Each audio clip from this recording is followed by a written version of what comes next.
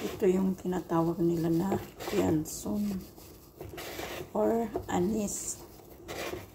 Gagawa tayo ng tea gamit ang Yansun. Hugasan lang natin siya. Kahit konti lang pwede na yun. Pakukulan lang natin siya sa tubig. Gawin natin yung tea. Gawin natin yung Yansun. Alam nyo mga mima, maganda ito sa taglamig. Masarap inumin kahit walang asukal. Pero kung gusto nyo lang matamis, pwede nyo lagyan ng honey. Maganda rin to pagka yung pakiramdam nyo bloated kayo. Ang ganda nito sa tiyan.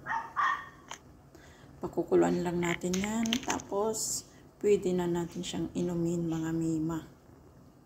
Kumukulo na siya mga mima. Masarap talaga ito. Lalo na pag bago kang matutulog. Maganda itong ginagawa. Kumulo na mga mima, kailangan ulit natin siyang salain para hindi sasama yung Yansun sa ating baso.